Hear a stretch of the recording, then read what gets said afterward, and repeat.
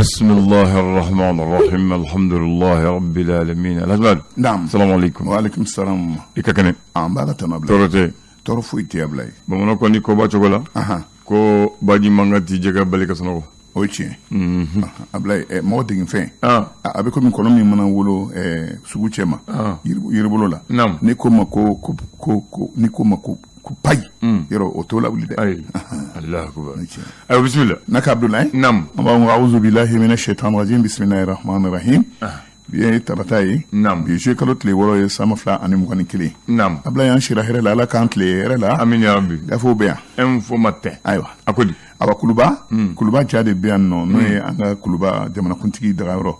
ako Ibrahim Bokar Keita ani bandaw olu kerefemaw munu nolu jena ka barake ko bera jelen gbena ko ke o be fragabo yo begben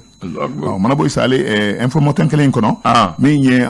songo yelen min be anga dum feun kambi min te sa songo ne akra sabu re muso tamana kata premier ministre ire laje feretkira même se kapto akob se ka fo anga muso la ayu le républicain kumana journaliste Birama Touré ale tunungo kuma biya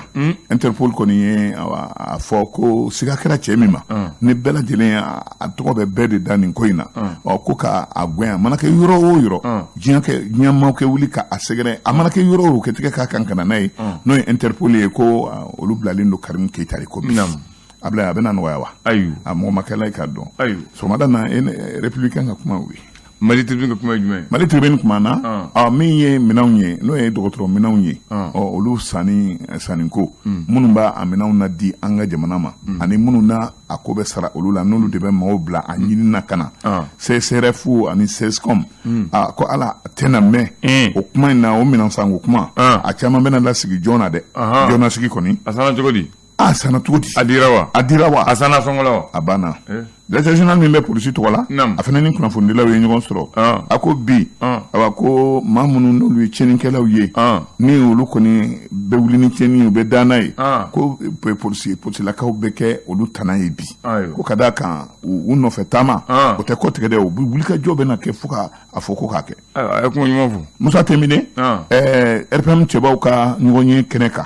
ako tien la ko ka mbenga nga tien fo ngonye no be RPM kuma fo chien ke fo ngonye ko kadaka mi ni o temena ka kombinye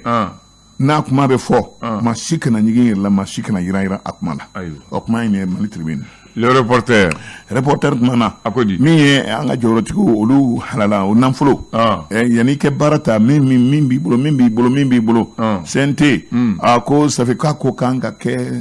olu kokanwa walma olu ba ako sanfɛ wa ali sente cheba olu fana ta yininga u ka sɔrɔ fɛnw na anu hanala fɛnw na ka sɔrɔ barama daminɛ wa o de kuma yɛrɛ transition bɛ gɛlɛya kɔnɔ nka UNTM bɛ ka sago sɔrɔ dɔɔni de plateau dogon ma 440 ani 76 olu fara san 2010 ani 8 ani san 2020 ani 20 ani 1 frontière la kran la bankaz reporter yafo les échos kumana akodi Cheikh Oumar Sissoko ni ale jabola ye ne ministre fene korodu ako ni uluma o haklito yirela sini olu be wile ka wunyinga ko ayini munke ni wati gelemaina sinman ko be de baramin kambi ani farafrali be bolo min kambi cheba mi ne jabola do ne politiquement fene do Cheikh Oumar Sissoko ako jamana denw awolendo ina fo ku kan fuka flana malion ke obla ukuna ale ka kuma la ko domando be olu ko kortolu nye wa malion be la jere mangante ka ikan awa o kuma fori la walma ki ijenge okuma projet de loi domaniale à foncière Ibrahim Sempara a nyefoli ke fem be no be dugukolo ko la bi a nyefoli ke o la nyafole mi na be se ka mo bo gelala mi anga jamana isa munu nolu bora kronfe ka fo de covid-19 amaye amakelena ndai ko we ala tandu de nga kola de bisikola ala usikatola ala de bisi ati ya dala ma do ma fuifo nouvelle horizon kumana ani de wati na d'entrer kelembe mufa haidara médiateur mimbe ACM to la mi mun kisechi ni ma hokila ko bana segu mara la krangana dogo firi jarisu ni donso ni ɲɔgɔn cɛ ko fo ka taa se a kunu ma a kuma mɛn olu bolo k'a fɔ de ko olu y'u sigi ko k'u bolo fila da u sen a ko kɔrɔ Ablaye ko ma kɛ dɛ ko halisa olu bɛ ɲɔgɔn ye la ninnu bɛ se ka ko bila cogo min na u bɛ se ka ko nɔgɔya ɲɔgɔn bolo cogo min na cɛba min bɛ bi ni o b'an ka jamana yɛrɛ tɔgɔ la a baara tan fila fili sous-préfet min bɛ Farakɔ ani préfet min bɛ Gourmara Rouge a ko olu min kununelen don JCM cɛbaw fɛ u yera ko nka u yera yecogo min na ja de la ja min ni a b'a yira k'a fɔ halisa u bɛ ni la fɛn ma u sɔrɔ o bɛ hɛrɛ président min bɛ transition kunna bi colonel Asimi Goïta Sévaré a bɛ taa Sévaré bi ko a bɛ taa fɛɛrɛ jumɛn tigɛ lakanabaliya dun ka fa o jɔyɔrɔ min bɛ maliyɛnw na minnu n'olu ma se ka sɛnɛ kɛ olu bɛ se ka hakilisigi sɔrɔ cogo min na faama ka kumakan na l'indicateur du renouveau kuma na nin waati in na Munikisɛ ci kɛra 5 Baɲangara mara la maa 6 olu tora la wa u taara ni bagan caman fana ye Ablaye ni waati in na ko Birama Touré mandat d'arrêt international kɔni dalen don Karimu kan bi segin kɛra kuma kan o t'a dɔn a bɛ taa laban min ma